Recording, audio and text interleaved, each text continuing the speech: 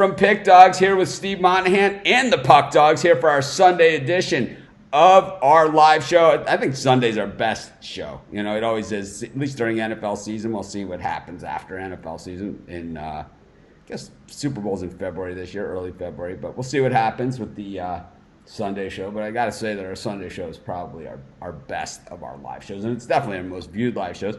None of our cast has sent out a tweet that's kind of crosses any line. So everyone's still with us. No one's suspended. No one is cut. No one's a free agent. No one here says they're only playing for the Ravens. And you know, we're all one big happy family. Steve Terrell Suggs gets waived, says, yeah, if you sign me, you still got to pay me the $350,000 for the last 2 games of the season, but I'm not playing unless your team name is the Ravens.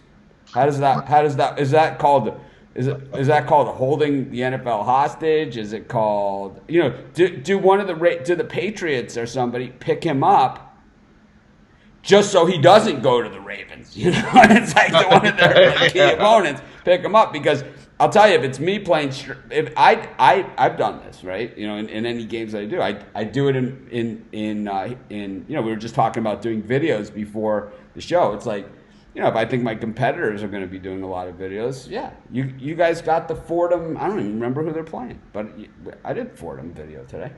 You know, what the hell? So, what do you think about the Terrell Suggs situation? I mean, Terrell Suggs is 37 years old. Has had a great career. You know, he's got nothing to lose by you know, playing this nonsense game here. But I think, to your point, to block like the Patriots or a real contender to get him, that's a possibility. He wants to play with the Ravens. You know, we'll see what happens. But, you know, this is his last year. So whether it's another 2 weeks or 3 weeks or whatever it's going to be, you know, he's going to retire after this year. Ravens might pick him up. You never know. Who is that, Rod? I said the Ravens might pick him up. You know, I think they would, you know, to be honest with you. Well, what's the circumstances why they cut him? Just ineffective? I thought he played basically every game this year. He wanted a ton of money. Yeah, well, you know, you're talking Cardinals here. They don't give out a lot of money, especially the 37-year-old, you know, defensive ends. Yeah, but it's like, I believe that, I don't know, I still think that a situational pass rusher in week, you know, 15, week 16, certainly has some value, you know? Sure. I do believe that, and I just think that, it's weird, I was looking at the headings there, that's what I was fixing. It looked like it's still the Army-Navy halftime was still up there, even though on all my stuff it clearly says that I changed the titles correctly this time. But, you know, the thing is that, you know, I believe that a guy like this has some value, you know. I mean, you look at, like, Seattle today, and Clowney is out. And I don't know why Suggs wouldn't say, I would like to go to Seattle, too. I mean, that seems like a great fit for him as well. And, you know, with Clowney out today, wouldn't you love to have Suggs for a game? Would you pay, you know, they have a game against the Niners coming up, and maybe that's why they're holding Clowney out. You know, maybe that's why he's not playing, because they want to make sure that he's 150% against the Niners, which it makes a lot of sense. You know, but they need to win this game, or else that game against the Niners really doesn't mean anything.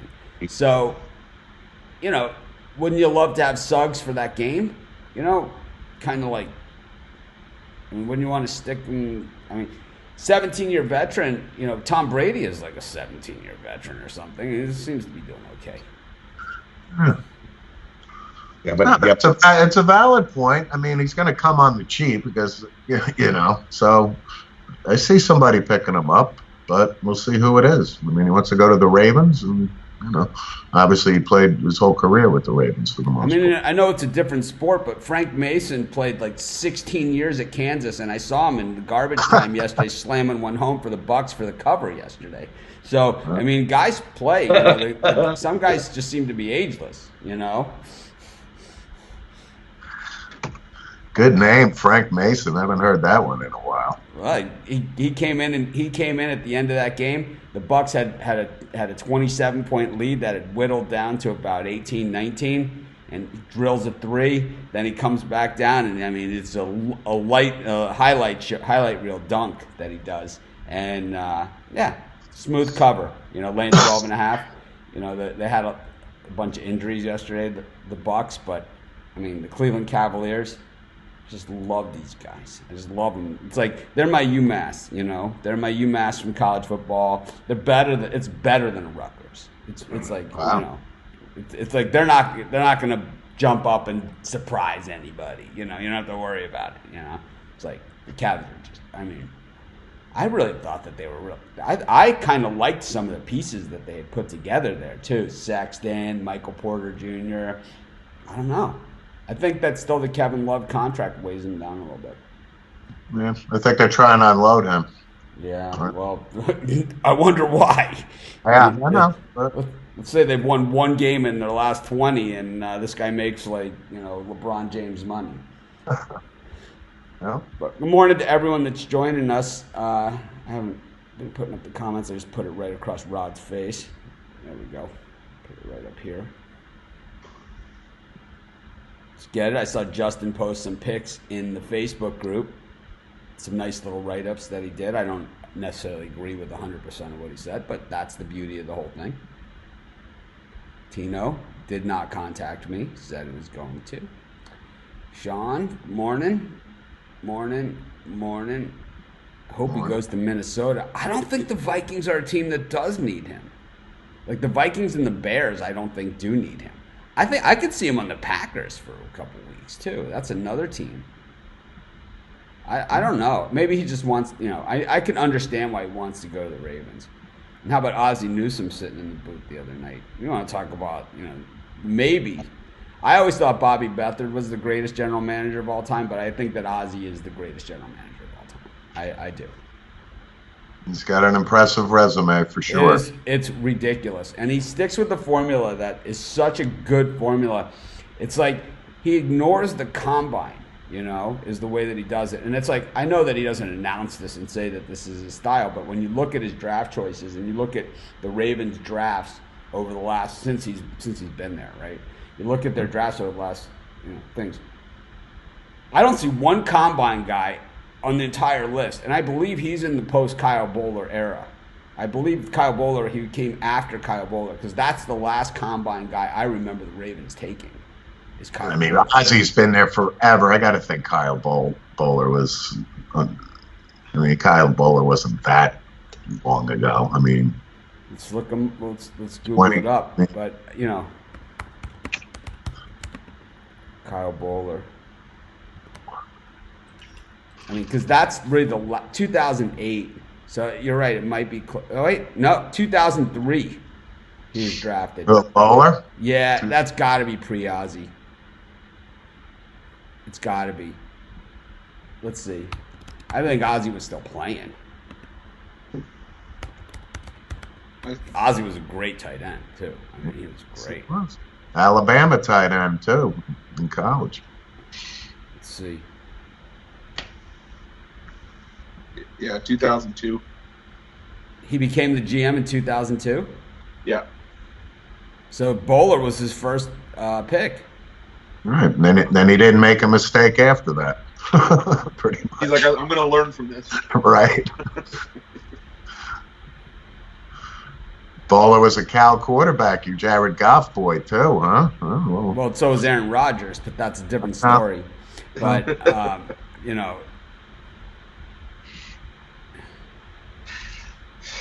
I switched it. I switched the title. Yeah. Well, at least that Army Navy halftime. I couldn't have been. At least I got one right. Yeah. Is the quarterback on Navy still rushing? What's he got now? 783 yards. Oh man. What a day he had. Ozzie has been the GM since '96. He's been executive since '96, but he took over. He made 181 draft picks is what he's. But when you look at the Ozzie Newsome drafts, right? 181 draft picks, and then it ranks them. But if you look at the Ozzie Newsome drafts, it's all guys like I follow college football, right? I mean, I don't need to sit here and say my college football watching resume. I think everybody knows, on Saturday, I'm a piece of crap. I sit on the couch. I probably put on about 8 pounds in one day, and I watch about 1 million college football. I don't care. Say what you want about me. That is who I am. It's not like your wife let you do that. She kind of knew that before we got married. That is what I do. This is what I do. Is before I even had the website. Right? I mean, this is who I am, and I'm not. That's maybe I'll wear I don't even wear a collared shirt or anything. But it's like I'm just saying there are certain things you could change about a person. That's not one of the things that's changeable about me. But when you look at Ozzie Newsome's drafts, 9 out of 10 guys, I know who they are, right? 9 out of 10. It's like I know who these guys are, and I always say, man, that guy was good. And the Patriots do the same thing. The Patriots do the same thing. And the Bengals, when they had that playoff run of all those years in a row of making the playoffs, they were doing the same thing. Same thing. So the teams that do that win, and the teams that don't, well, then you're taking a flyer on a combine guy, and you end up with Philip Dorsett in your first-round draft choice. I mean, that's really basically what happens there. Or Kyle Bowler. Mike Mamula. Oh, God. I mean, some of these combine guys, I mean, yeah, there's combine guys. Isn't Byron Jones on the Cowboys? The guy could leap to the moon. He stinks as a corner.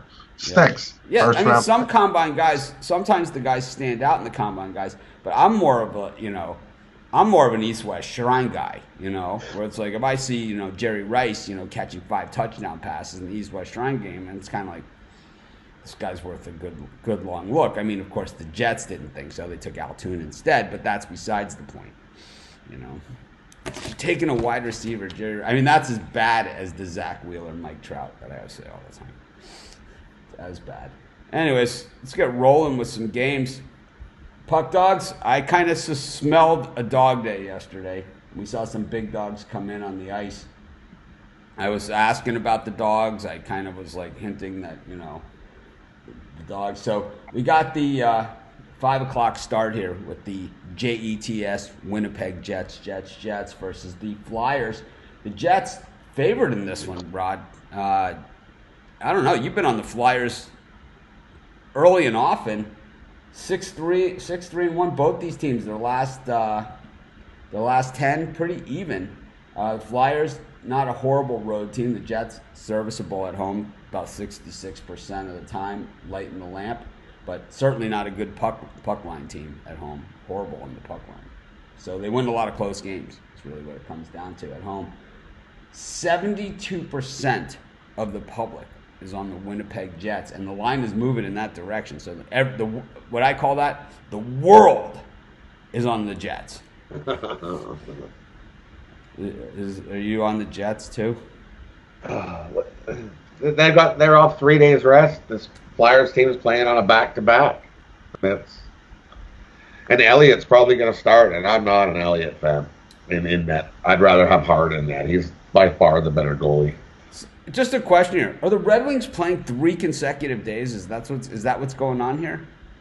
Yeah, it's 3 days in a row they're playing. 3 games in 4 nights. 3 games in 4 nights, because it just seems to me that the Red Wings are playing every single day. Yeah. And you guys remember, you heard the Red Wings hot streak right here. This guy. Anyways. The Jets are 12-2 the last 14 in Winnipeg against the Flyers at home, so I got to go with the Jets here. And yes, I know they don't like the puck line very much, but I think today they will. I'm going Jets on the puck line. How about you, Chris? Yeah, I'm going Winnipeg in regulation. Like Rod said, the home team 12-2 in the last 14. Philly, as good as they are at home, they're not as good on the road. And, like we mentioned, the rest advantage for Winnipeg. I like Winnipeg in regulation. All right. Let's get to NHL here. I mean, he drafted more than Ray Lewis and Ogden. He also drafted Ed Reed. He also drafted, when Ray Lewis said, I need... One of his? What's that? Jonathan Ogden? Yep. And you know who else was one of his? Remember when Ray Lewis said, like, I'm getting pushed around, in the middle? Then he went in, oh, God, what's his name? That defensive tackle they had for years. I mean, Nada or Nada. yeah. I mean, he drafted him, and that was a game changer. You got him, and then he had Mount McKinney behind him for a few years as well. So they had a solid team. When you have that big defensive tackle, I always say this, and this is just my own philosophy. You have that big defensive tackle, a middle linebacker that can run side to side, and a safety that can deplete running backs. Very, very hard to move the football on you at all because it frees up everybody else. Then you just get a couple sprinters out there on the corner, and it's like, what are you going to do? It's like you're certainly not going to run up the middle on Nata. It's like, when Ray Lewis, the year that the first time that the Ravens won the Super Bowl, they had that streak where they didn't score a touchdown for, I think it was 7 games. They won the Super Bowl. Ray Lewis was the MVP, and this is why I always argue that Ray Lewis had the greatest season of any player in the history of the NFL that season. And I mean, nobody argues, nobody ever backs me on it, and everybody takes all these other sides and everything, because he's number one, he's a defensive player. Number two, he's got the bad news that surrounds him or whatever. But I don't care, man. If you don't score a touchdown for 7 weeks in a row and you win the Super Bowl, I mean, it says something about your defense. And this was the guy on defense. So it kind of says, that one guy can really make that big. And then, of course, that Super Bowl against the Giants. Whoa. Kind of got it all out of his system on that one.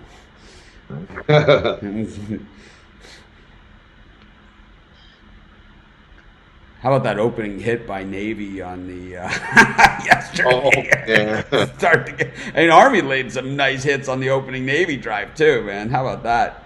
It's kind of like, all right, the pageant. It was the great announcement. The great call too was, I believe the pageantry is over. Yeah. The pleasantries or something. That's over. All right, Andrew McLaughlin was down 475, won 15 of your picks. That's weird because on YouTube, I've read some comments that say, I never have won. I've never won. This guy never wins. Those are my favorite. This guy never wins. I watched 2 of your videos. They both lost. I did 700, right? Yeah. Steve, Seahawks -6.5 against the Panthers. We talked about this game before the show. Yeah. This line has definitely gone up. Clowney is out, but the Seahawks coming off of that tough game where they just probably the worst we've seen them play all season. And then also Russell Wilson in the early start games on the East Coast. It's like his clock is set for East Coast, it's like the games on the West Coast. He's kind of like where he normally plays. It's these weird bounces, and he comes up with this miracle throw like with his left hand behind his back and stuff, for the win, and the completion hits Lockett or Metcalf. And it's like the guy runs, the ball lands right in like his fingertips. He tips it up with his finger, hits off his head and catches it. I mean, that's Seattle football, right? But on the East Coast, it's like this guy is like surgical. I don't know. What do you think? I'm not going to waver, even though Clowney's out. I think the Seahawks, better team. Russell Wilson, Carolina, of course, firing Ron Rivera. Outside of Christian McCaffrey, I don't think they have much to offer. I know Kyle Allen has done a decent job at quarterback. I know the Panthers are at home, but I just think the Seahawks are, a touchdown better. So I'm going with the better team here, Seahawks. How about you, Chris? Yeah, I'm on the Seahawks as well. I think this game just means too much for them to sort of let it slip here. If they want next week's game against San Fran to mean anything, I think they take care of this here. Yeah, I got to go with Seattle too. Stop McCaffrey, game's over. All right. I got some issues on my card here. We'll fix it. All right, we'll roll right along. Yeah, Ozzie Newsome, man. I just can't get past it. It's like, I read a post in our Facebook group a couple weeks ago that Mike Tomlin was taking a lot of heat and people wanted to run him out of town. It's like, I've never heard that before. It's like, I think that of all the coaches in the NFL, if Belichick became available, I think he'd probably just retire. But I think if Mike Tomlin became available, I think what 85 to 90% of all NFL teams would fire their existing head coach no matter what, regardless of record, and hire Mike Tomlin. I do think that they would. Who would you rather have, like Sean McVay or Mike Tomlin? I'll go with Mike Tomlin. How about Gase or Mike Tomlin? Oh, yeah. Mike Tomlin. Mike Tomlin. Yeah. How about Andy Reid or Mike Tomlin? Mike Tomlin. He's Yeah, it's close, right? It's Still close. looking at that ring. It's close, right? How about John Gruden or Mike Tomlin? Mike Tomlin. Tomlin. Yeah. I might take Gruden there. How about let's see. Jason Garrett. How about Pete Carroll or Mike Tomlin? Pete Carroll. Pete Carroll. I think I'd rather Pete Carroll. Yeah. Tomlin. How about John Harbaugh or Mike Tomlin? Tomlin. Oh, yeah. You know what? I may go with John Harbaugh. I think I'd go with Harbaugh. Yeah, but still, you could see like 9 out of 10 teams would take him. 9 out of 10. I just can't. It's like any team in the NFC East would take him, right? Doug Peterson or Mike Tomlin. Mike Tomlin. I'd take Mike Tomlin. Pat Peterson Shermer. has that Super Bowl win 2 years ago, but it's like it just seems that if anything, it damaged him. It damaged him. It's made him a worse coach, if that's possible. It's like his ego is so big that these play calls are just ridiculous. I mean, I don't even understand it. It's a valid point. Broncos Chiefs over under 43.5. I kind of like the I like the over 43.5. I think I'm pretty sure it's snowing there right now. I think weather is probably a factor. I'm gonna guess most of these guys have seen snow before. I'm just saying. That's all. Who do you like, Steve? Over or under? I think I got to go with the over there. How about you, Chris? Yeah, me too. Rod? I'm gonna go with the under. They're having a winter storm warning there. Yeah, I'm sure it's like a summer day for you, Rod. What's the temperature where you're at today? It is -12. There you go. Wind chill feels like -18. Yeah. Wow. Nice. Yeah. How about you, Chris? Anything sunny day in Toronto? I see a little sun coming through the shade there. Yeah, -3. Nice. That's shorts and t-shirt weather for sure. How about here's a can't lose one. Bears plus 5.5 against the Bears. Against the Bears. I got to go with the Bears there. I'm gonna go with the Bears. Bears on that one. 465. Bears -3. Can I buy down to -5? Think of 62. The Bears nothing. Yeah, Daniel G is gonna have to go because we only talk English on it. Sorry about that. It's not a cultural thing. It's nothing like that. It's just we all talk in English, and that's just is our primary language of the show. If we were in a different country and it wasn't our primary language, that'd be a different story. But I think that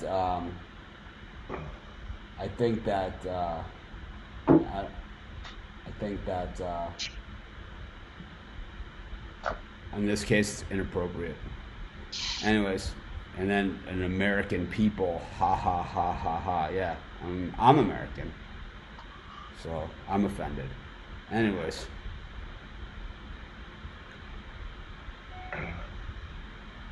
7 inches of snow, is that a lot? How many? 7. In Kansas City? Yeah, plus ice. It's also I guess it's raining a little too. I always think So- that favors the offense. Anyways, Cool. Yeah. Central Connecticut State versus Boston College minus 23.5. I didn't even do a video on this one. That's how bad this thing is. I'll take Boston College. Yeah, so will I. Gotta take a look at it. I tried to do as many videos as I could today, so there's a lot of videos, but I know I didn't do this one. It was weird, the lines didn't come out till kind of late this year in college basketball. Central Connecticut 0-9 on the season, 0-4 on the road. Yeah. Maybe they're due for- Not a lot of meat on the bone on that one. I think Boston College is doing them a favor by scheduling Oh, it. yeah, this is Get a bad. paycheck. It's 2 hours away, if that, and BC should absolutely. This is really bad. This is real bad. Yeah, I like Boston College in this one. I think they cover by halftime. So Yeah. Blow yeah, out. this is a really bad situation for Central Connecticut. They're averaging only 56 points a game. Boston College, one of the top defenses in the country, allowing 67. Central Connecticut's defense allowing 80 points a game. Everyone knows I see that. I run the other way immediately. Wow. That's an if you must. Steve, Texans +3 versus the Titans. Yeah, you and I. Blitz on every play. You and I have talked about it for the last 3 days. I'm not going to waver. I think that the Titans are playing good football, and I'm going to stick with the Titans here. Derrick Henry running the ball, and I saw an interview with Vrabel this morning. Liking him as a head coach. He's a no nonsense guy who, I think the Titans are starting to play good football. I'll go with the Titans here. How about you, Chris? Yeah, I'm the only thing I'm worried about with Henry is that he's not 100% just yet. 'Cause I'm on my fantasy team today, so that's why I'm concerned. But I'll side with the over. I think each team hits at least 28 points. Rod? I like the Titans today. I'm on the other side. I'm on the Texans in this one. I think Ryan Tannehill, it's just a matter of of when, not if. It's definitely when he implodes, but but the Texans, I think it took them a while to recover from the J.J. Watt injury and losing Clowney, but now we're starting to see the pass rush come on. Texans haven't played so well recently, but that division is still pretty much up for grabs. This one could be for the division. And I think the Texans are just the better team. That's why they're always in the playoffs. I think Deshaun Watson is just head and shoulders above anybody on the Titans at that point. I could say, and I think that getting 3 points on the Texans here is probably some pretty good value. I think the Texans, the issue for them this season has been at running back, where they lost their starter before the season even started, and then it's been patchwork ever since. I'm a big Duke. I like Duke Johnson when he was at Miami. I haven't liked him so much in the NFL. Carlos had a couple good games for them. I mean, but yeah, it's been a patchwork for the most part. Patchwork at best, because I think in college, Duke Johnson could be almost an every down back, but in the NFL, it doesn't really work. And it's like, because he's never really been given that opportunity to be an every down back. He needs that. For a smaller guy, he is tough as nails. The thing I always liked about Duke Johnson in his Miami days, and he does the same thing in the NFL, is that when he heads out towards the sideline, which he does because he's fast, he never runs the ball out of bounds. And sometimes the defenders take it for granted that they've run him out of bounds. He always turns it back in, always, and it usually is a good thing that happens. I don't know. I like the Texans here. I just think that we're due for a Tannehill implosion. Speaking about implosions, we got the Patriots taking on the Bengals. Patriots absolutely need to win out at this point. They're not only looking at not being the home field advantage, which they weren't last year. You got to remember, they won at Kansas City. Bob Kraft took a detour on the way to Kansas City for the game, but he needed a massage. He was tense. You got 59. Glad you got $59 I can borrow for it. I'll get you right back. Do you need money for a tip? Nah, I'm good. I thought it never gets old. It doesn't get old. Because I liked it that Michael Reynolds, one of our Facebook group guys, took his picture outside of the Orchid Day spot. He was in the area and posted it in our Facebook group. Really one of the best photos we've had. Yeah, that was awesome. How about that Joe Burrow Heisman ticket cashing? Huh? Yeah. $1,000 on 10. Can't beat that. I know everyone. I see these 30-team parlays for $2. You can't beat a Joe Burrow $10 Heisman bet, right? $1,000. Put it all in the hard 10, working on the come out. Got so the Patriots minus 11.5. You got a team that is struggling to score 11.5 points a game. Julian Edelman, one of the top receivers this year as far as numbers, leads the league in dropped passes. That is a problem when he's your number one target and he's dropping all these balls. I'm not saying that Edelman isn't a great wide receiver. I don't think he's a number one in anybody's book. He's a slot guy, and Tom Brady knows this. He doesn't have a guy to stretch the field.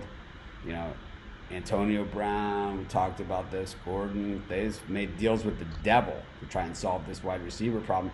They have the guy back, though, the first-round pick, who is a great wide receiver. He's great. I don't know, man. I don't think he'll be wearing white shoes much longer. I don't know. That's weird, right? It's like, how does the officiating get that bad? And how is it not like a call from the booth? Like, how is there no way to overturn something like that? It's like that. Like what I always say, the worst calls are never reviewable, and they'll adjust the rules every year. It all started, with the Connecticut against Louisville college football game in the first year of replay when the guy called for a fair catch, stuck his hand clearly in the air like this, caught the ball, ran it 80 yards for a touchdown, untouched, and it was not a reviewable play. It was like, this is not reviewable. It's like, yeah. Then they just said, see, that it was after that the college said, we're going to review every single play. It really doesn't matter.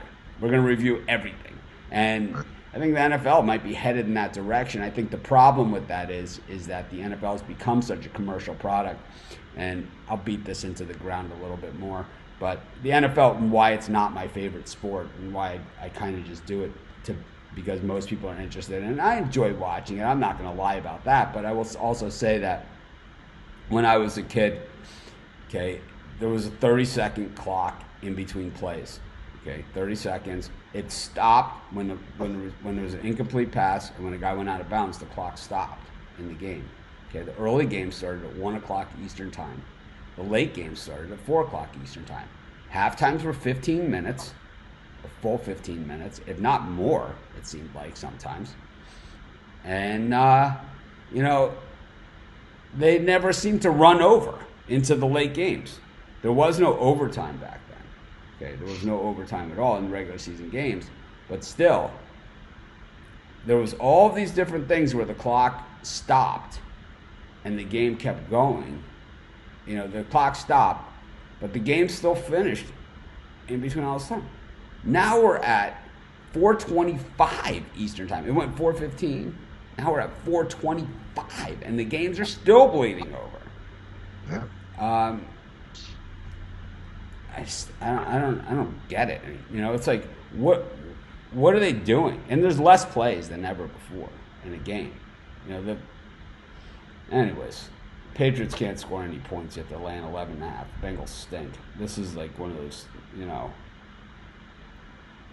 What do you think, Steve?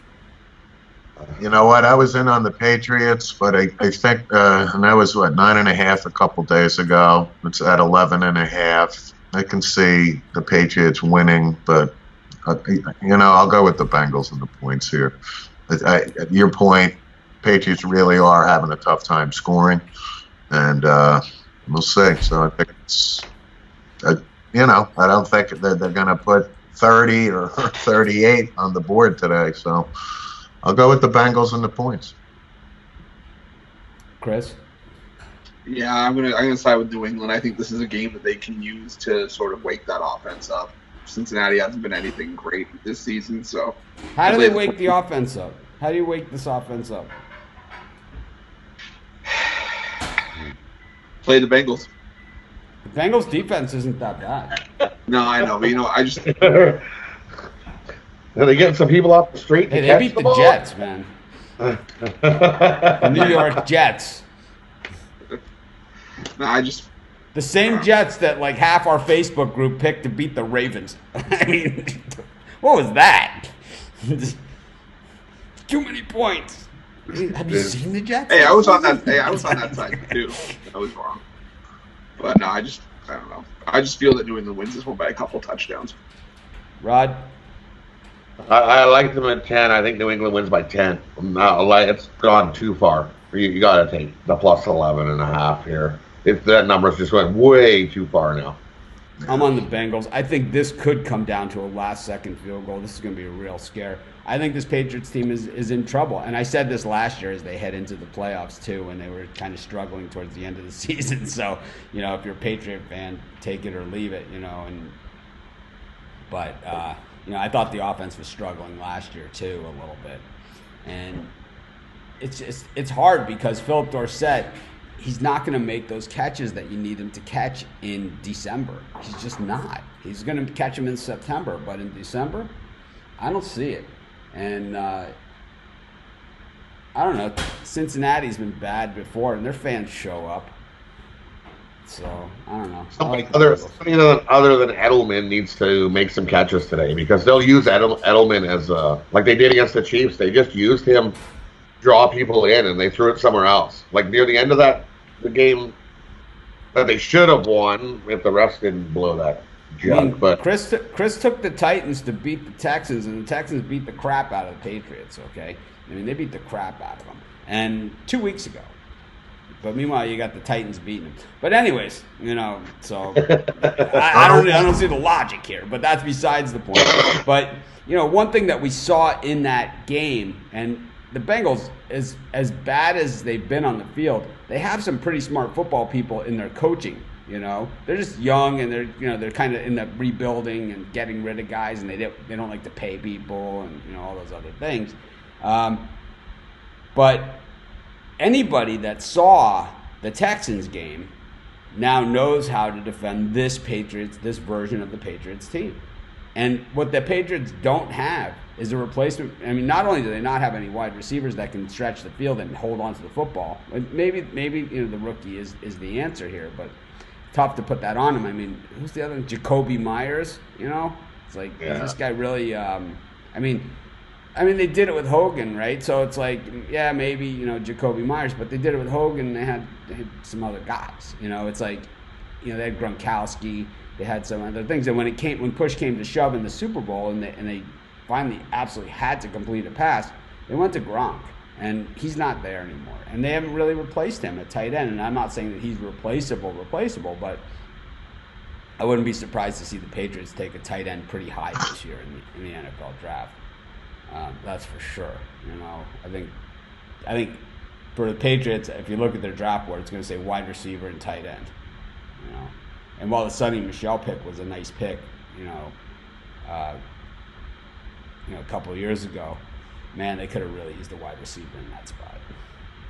Running back too. I think you got Sonny Michel, you got White, and then I think Rex Burkhead plays too much. It's like he shouldn't be. Why is he on the field for anything more than special teams? It's like maybe he's your tight end H-back guy. Maybe he's your guy for that because I don't. It's like you have Sonny Michel. Why handing the ball to Rex Burkhead? I don't know. I can't figure it out. I'm taking the Bengals. I think they got a chance to win this game. If not, I think it comes down to a late field goal attempt. And the Patriots have kicker problems. We've used like 6 different kickers this year or something like that. Huh? Who's kicking this week? They released the other guy. I didn't even look. I think it was either it was Nick Falk. They released Nick Falk, I think. Yeah. And Kai Forbath, and the Cowboys signed Kai Forbath, I think. Place.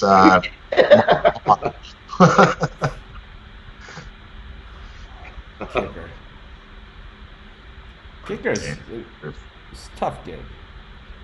Got It is, the Browns and the Cardinals. I like the under in this one. Steve? I think I like the under as well here. Absolutely. Chris, Browns, Cardinals, any opinion?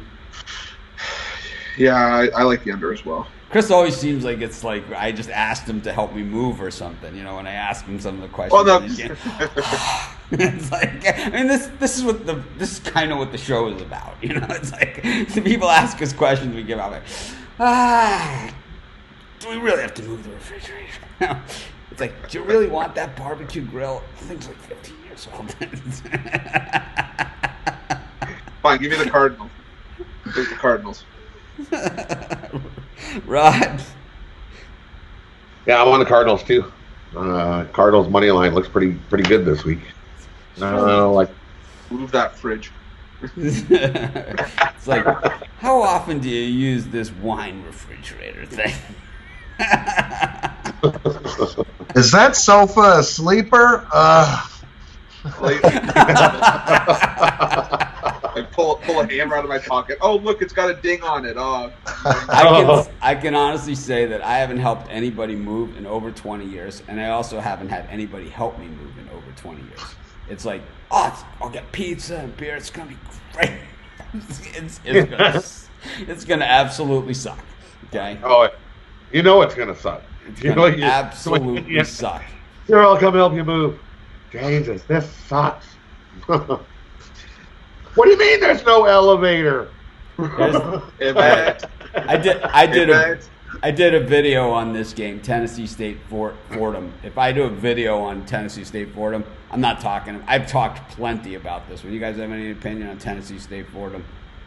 I mean, this is a game where I did a video on it. I don't feel like talking about it anymore. It's like a lot of the games I've done videos on, I still talk about them. You know, I talk about them all the time, and you know that's why we don't do the free for all style as much because I do so many videos. But Tennessee State Fordham, I think I've done my part. You know? It's like this one. So if we don't take Tennessee State, the Tennessee people are going to come after us? No, it's a different Tennessee. And you know, if you notice, I took Memphis yesterday, and Memphis won outright at Rocky Top, and I didn't hear one peep from those Tennessee fans. Well, it had to stop the streak. That streak had to end eventually. You can't keep winning forever. Why are they so mean? Yeah. I had no clue in this Tennessee State game. Zero clue. Anyone else care? I got a stack of pennies here. My wife put on my desk. I'll go with Fordham. Fordham is like 30 miles from where I live, so I'll go with the Fordham Rams here. So we'll call that a homer pick for Fordham. A homer pick all the way. Rod, you going to flip the penny? Yeah, I'm going to flip the penny. We'll go with tails for Fordham and heads for Tennessee State. Tails. Tennessee State. Oh, yeah. Chris? I'll take Tennessee State. All right. Rod, where are you from? I live in a place called Oyen. Oyen. There it is. Oyen. What's the population? Maybe 900 at the most. There you go. But before that, Edmonton. I lived in Edmonton for almost 30 years. Steve, yesterday we had a discussion about if you ever seen the show Yukon Men. We want to know how Stan from Yukon Men would do on Survivor, if he would. I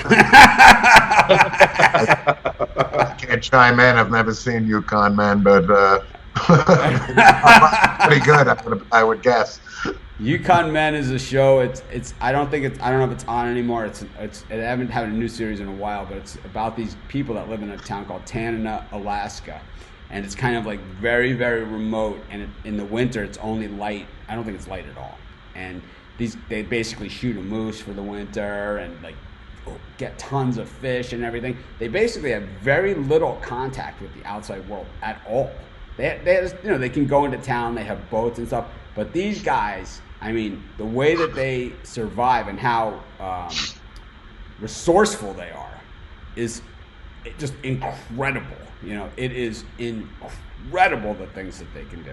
So what we're saying is, like, if Stan from Yukon Men is on, you know, Survivor, everyone else is like picking berries to eat. Stan's got, like, you know, full, you know, layout of food. He's got no problem. You know, he's got a fur coat. You know, he's got everything. It's like, so Stan's boat once got away from him in the river. He jumped in the river and swam it down. The guy's like probably 60 years old. Yeah. So it's ridiculous.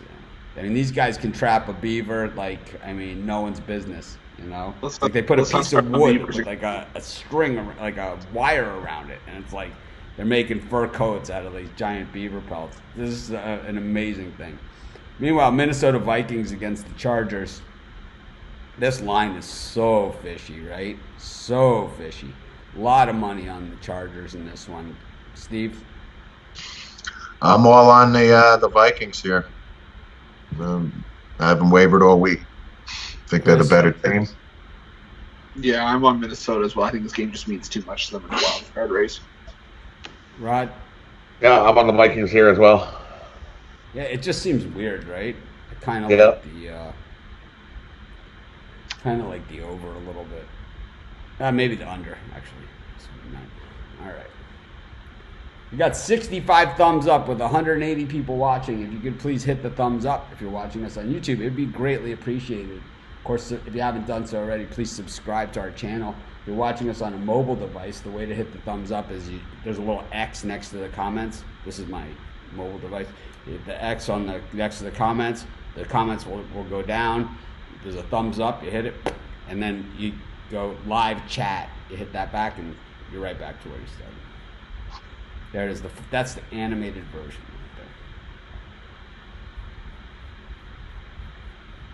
right there. All right, keep rolling right along. I lost my mouse now for that discussion. We don't look back, we don't look forward, but good pick on the Bruins. Titans, Texans, over under 50. Steve, anything on that? Under. Yeah, I like the under as well. Yeah. Too many points. How about you, Rod? I like the under as well. Chris? Yeah, I'm still on the over.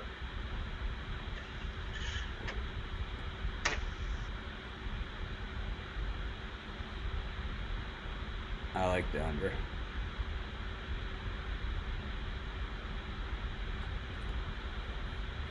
Divisional game late in the season. Yep. NC State versus UNC Greensboro. I did a video on this game as well. Chris, any opinion on this thing? Yeah, I've been looking at it, trying to. Greensboro's pretty good, right? They beat Georgetown, and they cover a lot of games. They're not bad at all. I think their Greensboro's defense is pretty good. I think they're giving up only not even 60 a game. When you got the team that's not the name brand that's favored against, you know, the name brand, that's always that's better than like a public. You know, I'm always against like a public dog, but this is a little different. This is kind of like Rutgers when they were favored against Wisconsin the other day. So, You know, I'm gonna go Greensboro with the points. I'll even put a little bit money line as well. Steve, any opinion? I like Greensboro here too. I think because of their defense. Rod? Yeah, that's what I'm on. Yeah, I did a video on this one. If you want to hear more detail from me with all the numbers and everything like that, I do it all in the video, pretty detailed on the college videos. So I tell you exactly how and why I got there.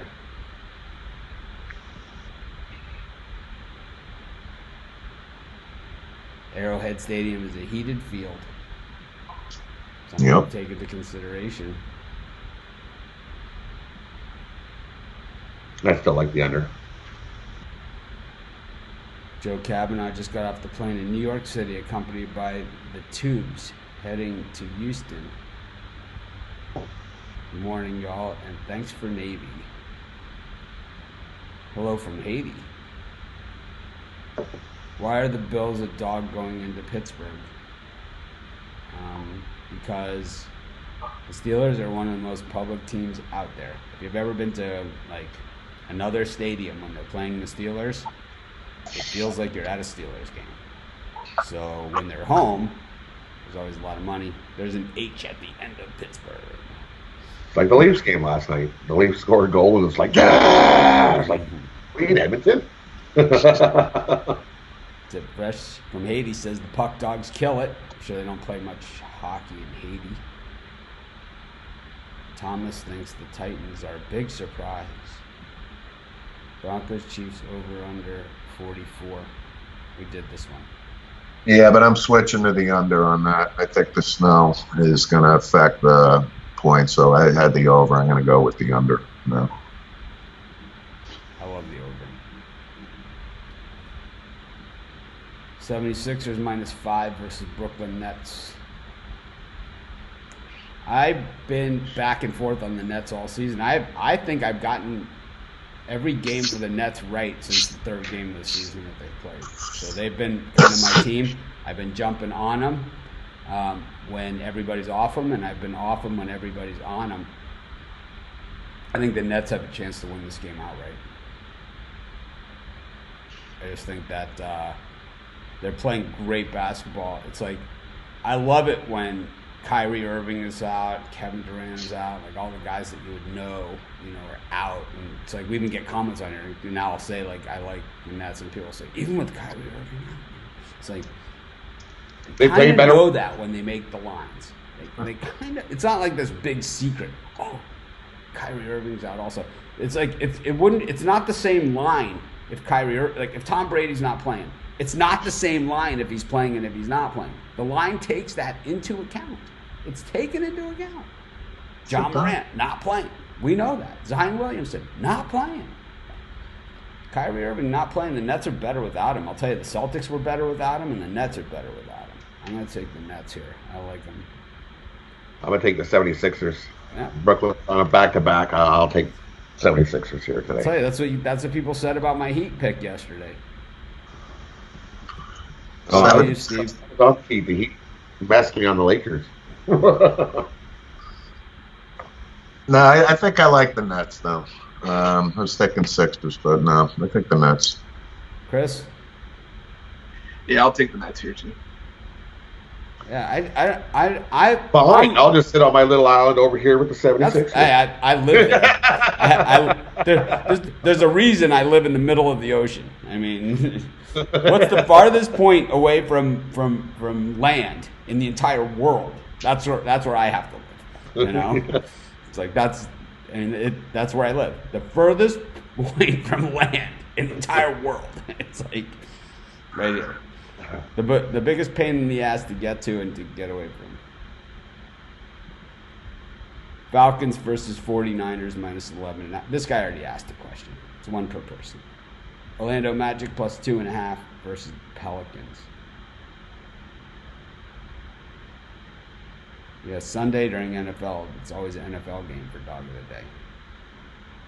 I gave out a pick on this. I like the Magic. I'll take the Magic on the money line here. Magic. Yeah, I've seen it shift now to Orlando -1. I'll still go with Orlando as well, though.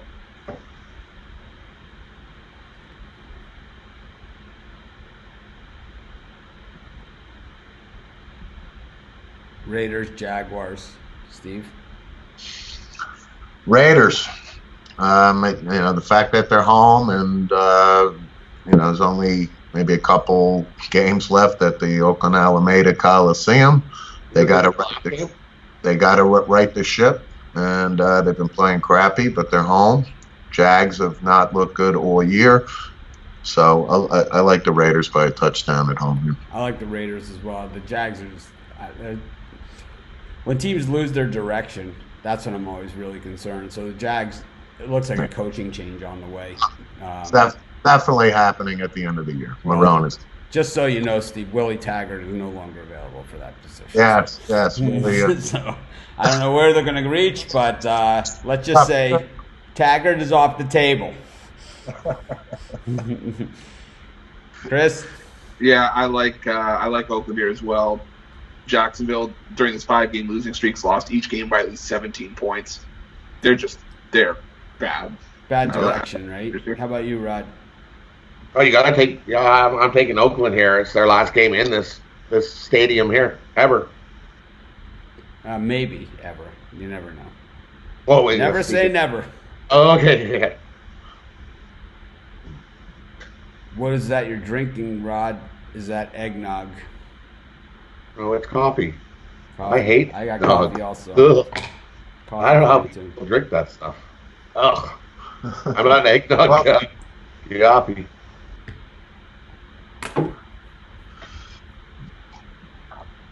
Coffee, no sugar, double. It's a double cream you can buy.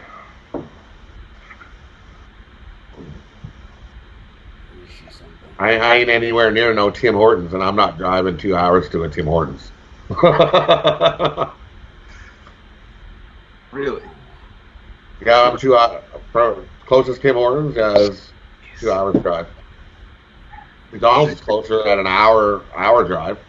Now you're making me feel spoiled. I got Tim Hortons, McDonald's, and Krispy Kreme in like a. Yeah, no. We have an A&W. That's about what we got. We have an A&W and a Subway. Antonio McLaughlin, living in Flint, Michigan. Sucks, Mitch. The water is BS. The Pick Dawgz. Keep us going. Give a shout out. There it is. Shout out to Flint, Michigan. Nice.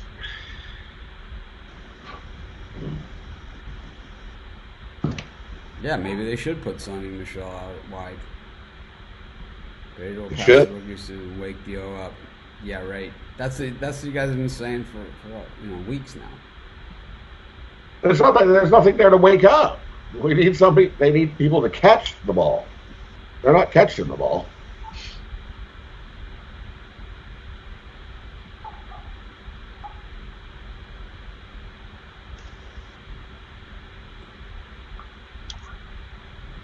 How long are you going to talk about this game? I think that was the Patriot game he's referring to. I don't know. I got 2 hours before we start 2 hours before kickoff. You've never seen me filibuster before, but we can recap position by position for the Miami Hurricanes top 5 at each position if you like. You really want to hear me? Let's start at running back. Do we go Edwin James, Clinton Portis, or do we go to O.J. Anderson? I'm not really sure. Frank Gore's got to be in, Hey, your boy Clinton Portis in the news with the healthcare fraud, defrauding the NFL healthcare system. Little Joe Horn, ex-New Orleans Saint. I think that's him in big trouble now. I think that's when he was pulling the phone out from under the goalpost for it to get someone. That's right. Get someone on the line. Yeah. VT versus Gardner-Webb. I didn't cover this game. It's Gardner-Webb, not Gardner-Webb. But that's besides the point. Anybody got anything? I know Virginia Tech scores like no one's business. I like the over in this one. Yeah, I like the over as well. 131. I like Virginia Tech. I don't like Gardner-Webb. I can go back to Gardner. You like VT? How I about like VT. Steve, any pick here? Go Virginia Tech. I like the way they hit the 3, Virginia Tech, personally. Where can I send a Christmas gift? No, you don't have to send us anything. Jags Raiders, we did. Unless they're cookies, I'll take those.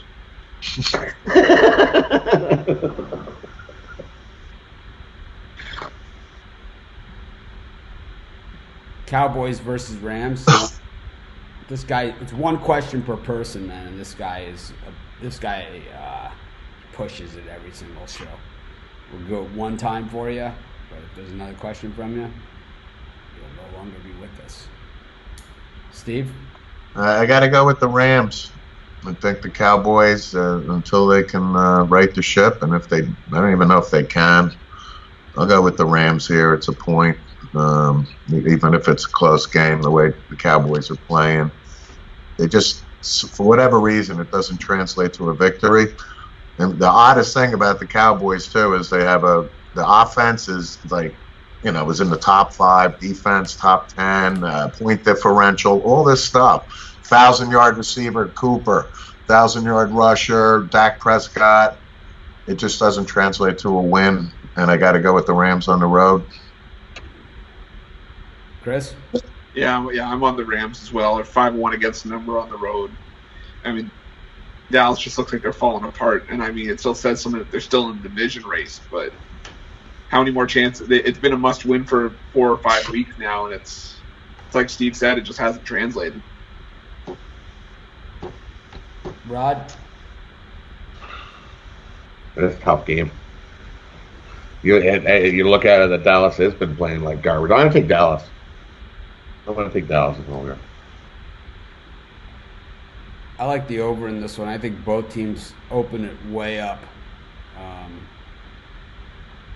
They have no choice. Yep. There's nothing left to leave in the bag. To save. There's nothing to save for later. There is no tomorrow.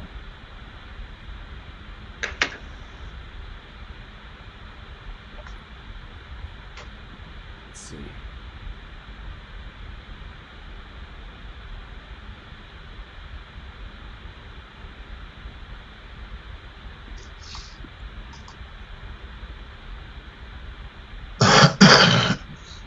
There it is.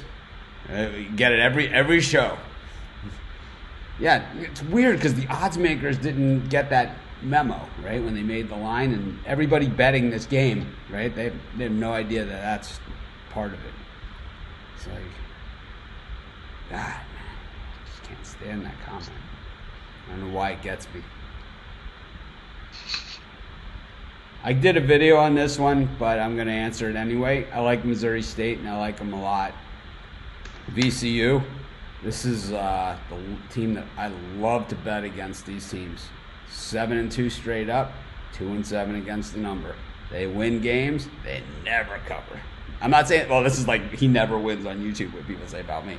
They rarely cover, right? Missouri State, we've seen this team, you look at their losses, who they lost to recently, and they're all good teams. It's like the name brands, it's not like they're losing to, Central Arkansas State or something, I apologize to everyone from Central Arkansas State out there, but it's like, I like Missouri State plus the points. Chris, what are you thinking on this one? I'm on Missouri State as well. I see them keeping this one close. Rod? Yeah, that's how I'm on Missouri State too. Steve? Yep, I'm with you. Missouri State.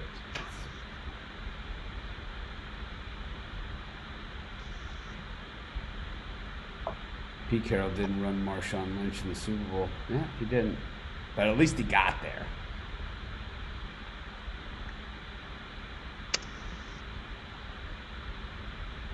I think everyone's forgetting that the Pats have the second best defense in the league, and I think you get points off turnovers, and that's why I'm picking the Pats. Yeah, if they're getting points off turnovers, then why aren't they getting points off turnovers?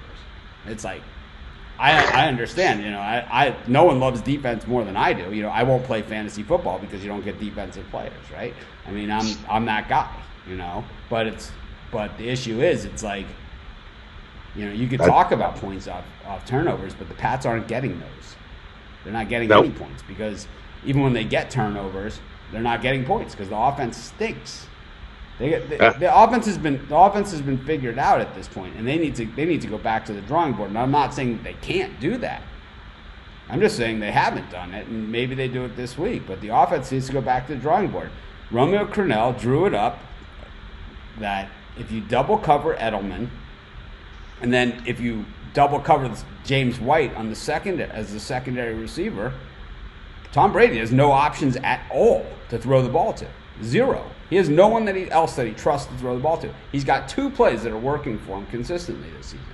throw the ball to Julian Edelman, who has more drops than any receiver in the NFL, and the swing pass to James White. And that's all he's got. And it's like, if you double cover both of those, then it's man coverage on guys that can't catch. And he's the one throwing the interceptions. So until I can see something different than that, I'm on the other team.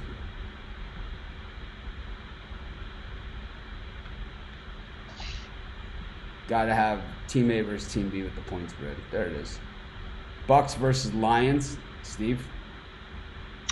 I'm going to go with the Bucks, even though they're on the road. I'll go with the Bucks here, despite Winston. Yeah, I'm on. I'm going to go on Tampa Bay as well.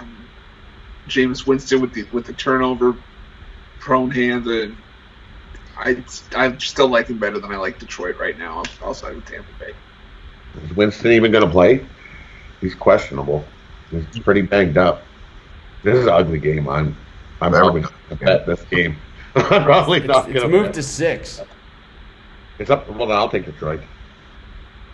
I like the Lions in this one. I know the Bucks have been a way better road team than they have been at home, but I like the Bucks. So David is saying that he's seeing 10. I'm seeing 10.5 on this game. Chris is drinking Pepsi, it looks like. Is it Pepsi or Diet Pepsi? Diet Pepsi. Diet Pepsi?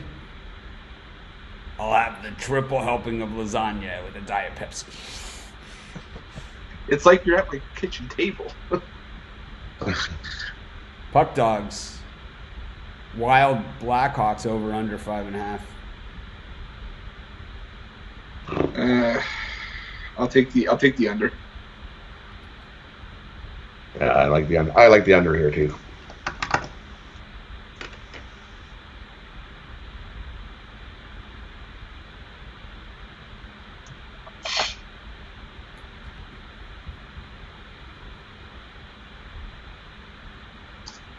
We gave it out. Here we go. So D. Jonikin is in our YouTube show commenting. He grew up in the same street as Clinton Portis. We have a 2-degree separation from Clinton Portis now. Look at that. Adam Thielen's coming back. Filibuster. I haven't used that term in a while. Yep, we gave it out. I also did a video on this game, and so asking it 6-7 times here, Jack, doesn't help me. We're not going to ban them. We're just going to say, why are you doing that? Morning. Can you not spam? Sorry about that.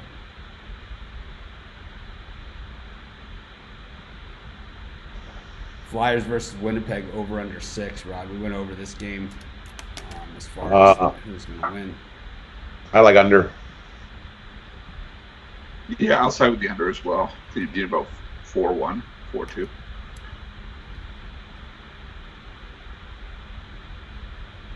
I'm just adding that to your other pick on our card. Not putting a whole new line item there.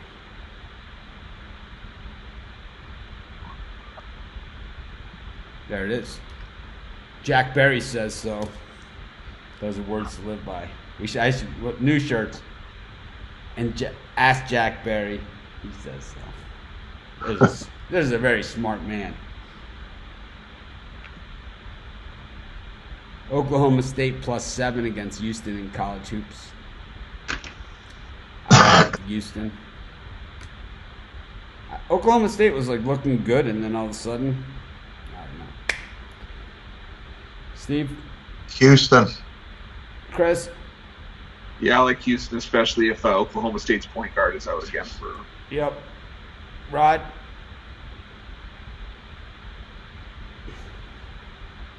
Yeah, I think you got to go with Houston here.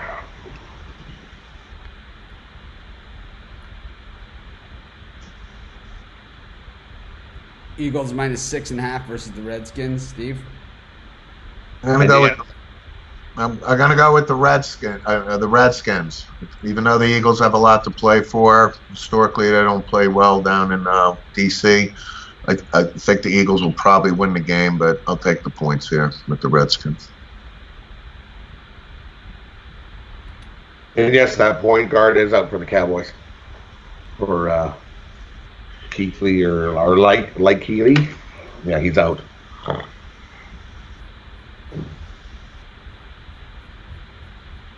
Who do you like, Mitch? I like the Redskins. I've been on them all week. I had them the first time they played, and I'll take them again. I really don't like Carson Wentz. I know that's a pretty well-kept secret. I've kind of bit my tongue on it all season, but I don't see Carson Wentz being the answer in Philadelphia, and I think that they should try and trade him now, and maybe they'll get maximum trade value for him, and maybe rebuild this team around a quarterback that knows how to play football and understands the game. Because to me, Carson Wentz just doesn't understand how to play football.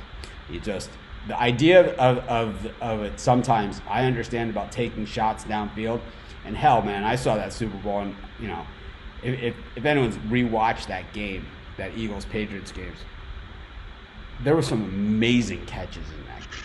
Amazing catches. Corey Clement's touchdown by a running back in the end zone was better than, was as, well, not better, but as good as any wide receiver diving miracle catch that you ever see. It was as good as that. And it wasn't the only one. I mean, it was left and right they were making these plays. You can't bank on that, And I think on 3rd and 6, there's nothing wrong with an 8-yard pattern to one of the best tight ends of the last 5 years. There's nothing wrong with that. You don't need to throw it to a guy that can't catch, because that's what Carson Wentz likes to do. Not only does he like to throw it to a guy that can't catch, he likes to put it to the outside shoulder, which is almost puts him out of bounds. So it's like a tightrope catch. He doesn't even need to do that. It's like, it doesn't even make any sense to me. It's like, how about let's take a pass that, they have these Amazon Web stats, right? The AWS. Let's throw a pass on 3rd and 6 that has about a 4% completion probability. It's like, what? I don't get it. It's like, did they not teach him that at North Dakota State? I mean, I don't know what the hell's going on there. I don't get it. It's like, this guy, he's him and Goff, man, one of the worst 1-2 punches in drafting history. At least Peyton Manning went before Ryan Leaf. It's like at least they got half of it right. I mean, this is like, this guy. I just never seen anything like it. Maybe they convert him to linebacker. Go ahead, Rod. What do you think? Just my opinion.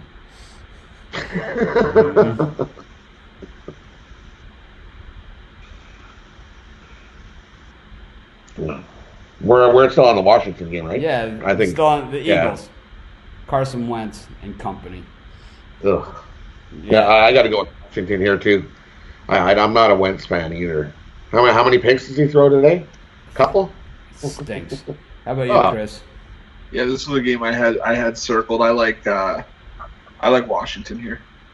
So the Eagles are down to the Giants at halftime. I mean, they're getting whipped. Coming off of a road loss at Miami where, forget Wentz, right? They give up 38 points to the Dolphins. Doug Peterson, like I said, he won the Super Bowl, and if he's making these play calls on 3rd and 6, it's his ego, right? That it's like, oh, we don't need to complete the 8-yard pass. We can just go 17-yard out pattern where it's like a sideline tiptoe Julio Jones one-handed, backhand catch every single time, or the only guys that are going to catch those passes that Wentz throws in that situation, there's only 2 receivers in the league that can catch those passes. One of them is Julio Jones, and the other one is DeAndre Hopkins, and neither of those guys plays for the Eagles.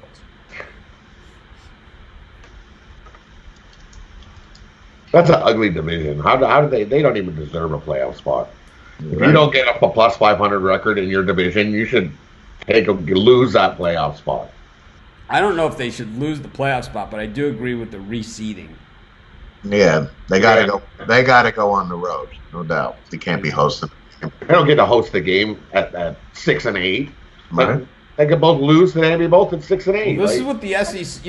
The SEC, I know in the last 10 years has been really good, but they had about a 15-year stretch before that where they weren't all that good, from like 93 to like 2005, where the SEC wasn't that good. And, well, Tennessee had a team in there, T. Martin's team. But, I mean, outside of that, and that was always their excuse. Well, we play in the really tough division, and that's what the NFC East will say this year. And we've seen it before in other years, where other teams 8-8 makes it, and I think Seattle made it at 8-8 one time. Yeah, but at least you're 500. So, I mean, this is a book. Oh, here we go. Rob R. was 30 seconds from Tim Hortons in Kandahar, Afghanistan. What's a donut go for in Kandahar? I'm interested in that one. How much does a donut cost in Kandahar, Afghanistan? Probably the same price. It's right there. I would no way. There's no way. No way. It might be a little more money because you're on the base in Kandahar. You're probably. I'm gonna guess it's like 3 cents. I'm gonna guess they're like 3 cents or something. Well, because they got to get shipped over, right?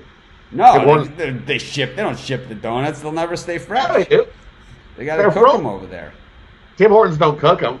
Tim Hortons orders them in frozen now. They don't cook. They don't cook their donuts like they used to. They've now went because it's Burger King, right? Because Burger King owns them now. The donuts are already pre-made. They come in, they unthaw them, they do a little decoration on them. Here's your donut. Oh, they can't be good. No, they're not good. They're horrible. I don't know how anybody can eat Tim Hortons anymore. They were awesome. I love Tim Hortons donuts. Well, they didn't change the cruller, but that always came in. Like the cruller was the one that they didn't change. That stayed the same. But all the other ones, they come in. They're already cooked now. They don't. I like the chocolate cake donut. I'm a chocolate cake donut guy. Yeah, they come in frozen. You want a case? I can ship you a case and show you how to glaze them. I like that the chocolate cake donut, like if you get it at just the right donut shop, you take a bite into it. It's just almost like you got a mouthful of grease, with a little bit of sugar. Like, a little sugar, yeah. It's a nice touch. Meanwhile, Steve's girlfriend Carmela has a bakery. I'm sure she has some great donuts over there. Oh. It's like, Carmela, can you send me a box for this college football bowl season? It's like, I'll buy another freezer. No. Good stuff. Yeah, this is a long question, but it's basically, this all boils down to the same thing, which is team A versus team B with the point spread.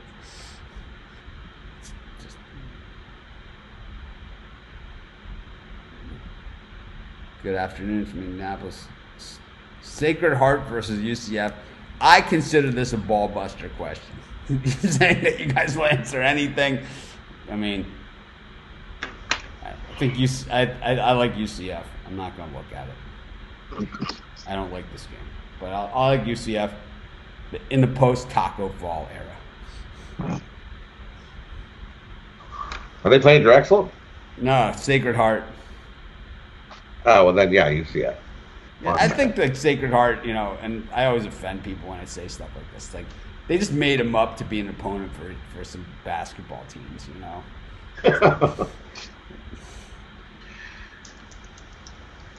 Yeah, I'll go UCF too.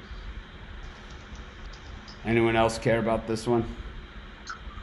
I'll go UCF.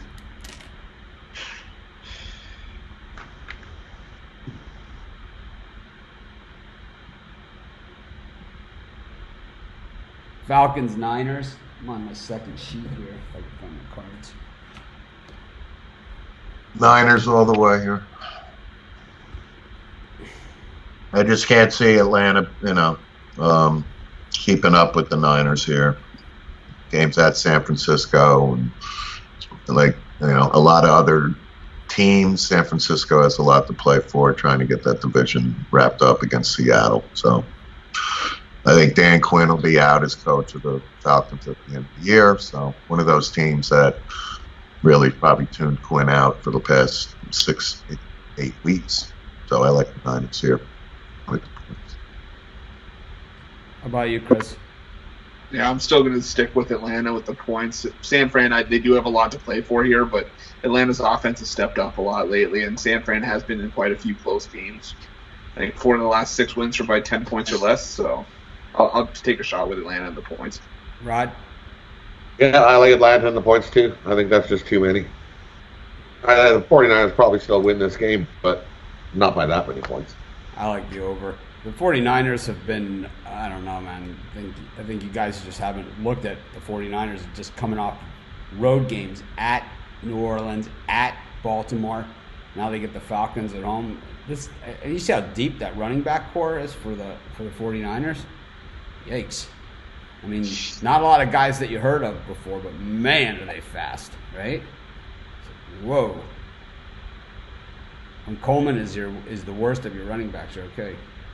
Mitch for president. There you go. I don't have any comment on whatever is going on in politics. I couldn't name 3 politicians. You could show me like a screen of like 6 politicians. The only one I could point out is Barack Obama, Donald Trump, and Hillary Clinton. I mean, seriously. And that's the truth.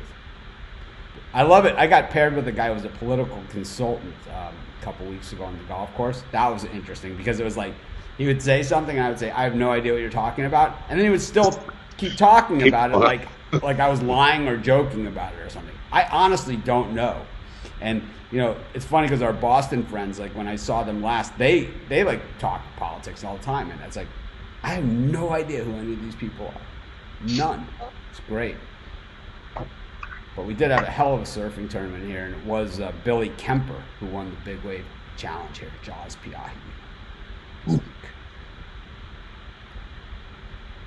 Why do people comment 100 times so you see it the first time? Almost 200 viewers and only 118 thumbs up. Hit the thumbs up, guys.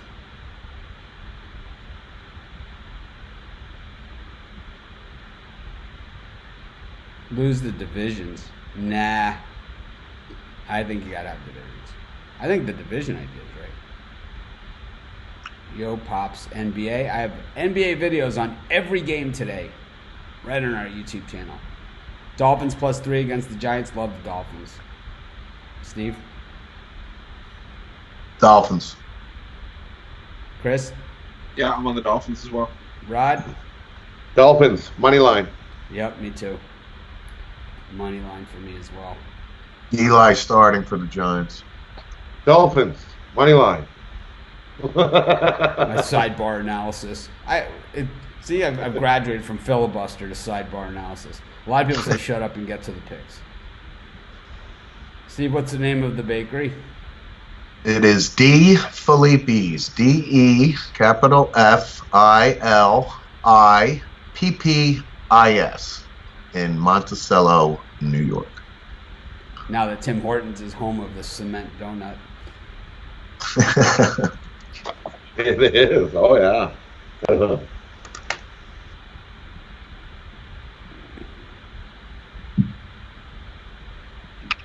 Team A versus Team B with the point spread.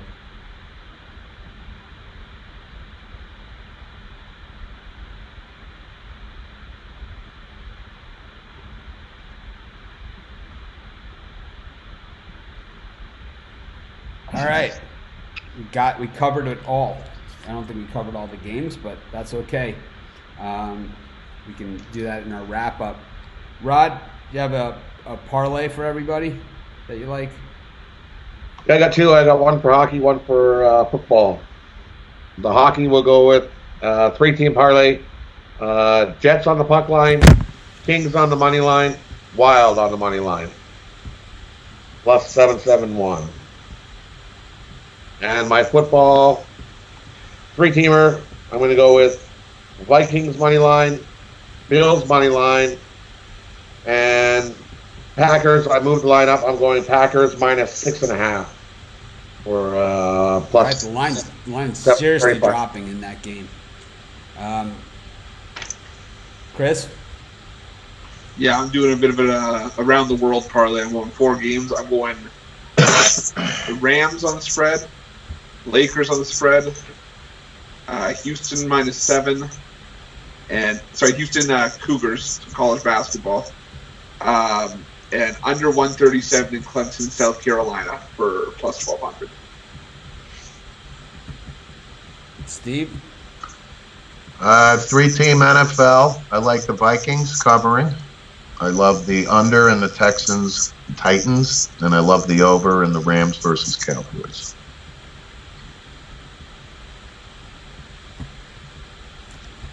I like the Texans on the money line, parlayed with the Dolphins on the money line.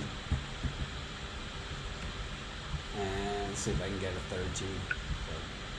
Make it a real pair.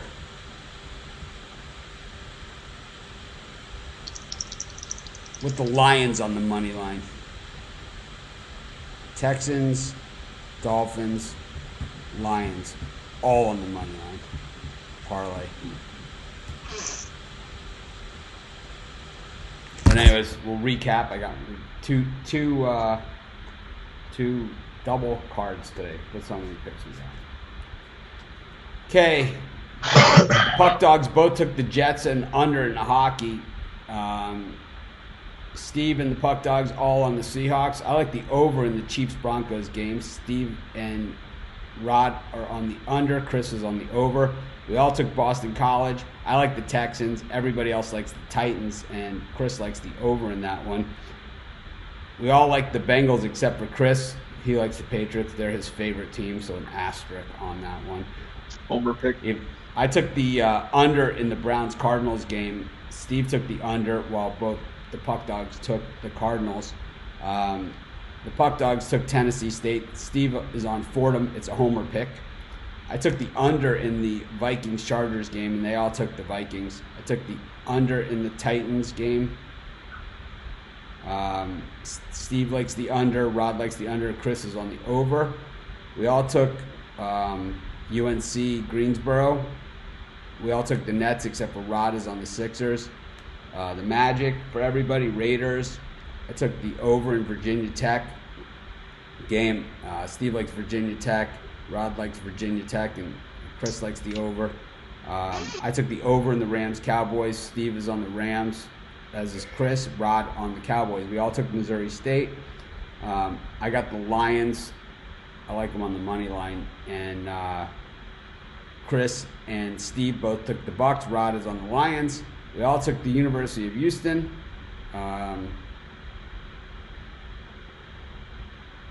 The Puck Dogs took the under in the Blackhawks game.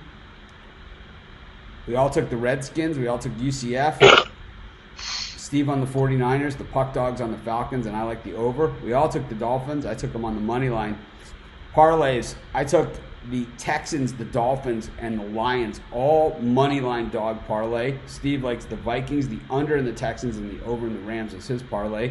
Chris likes the multi-sport parlay. Rams, Lakers, University of Houston, and the under in the is that Cowboys game? No, South Carolina, Clemson. South Carolina, Clemson. This is the way that it looks on my card. There it is. That's why I can't read it. And Rod has two parlays. Hockey, Jets on the puck line, Kings and Wild on the money line. And then in the NFL's three-team parlay, Vikings, Bills money line, and the Packers pushed up to 6.5. I got two cards to throw at the camera. I'm going to do it at once. How about that? Anyways, this is Mitch. Thanks for joining me. It was a great show. It was a long one. Be sure to hit the thumbs up. Be sure to subscribe to our channel. Be sure to check out pickdawgz.com. We got free picks on every game every day. So if I didn't cover an NBA game that you're interested in, I did a video on it. I'm doing every NBA game this season on YouTube, trying to do as many college basketball as I can. I'm averaging about 10 a day on those too. I'm trying to do even a little bit more. And that's pretty much our show, right? So thanks everyone for joining us. Thanks Steve and Rod and Chris. And of course, hit the thumbs up. Have a great NFL Sunday. I'll see you guys halftime of the early games. It won't be, they don't all go to halftime at the exact same time, but when it looks like the bulk of them will be at halftime, and we're going to keep that show around 10 minutes because I can't take the same questions over and over again. I'm only human. Have a good one. I'll see you guys in a few hours. You got it. Thanks, guys. See you guys. Have a good day. See you.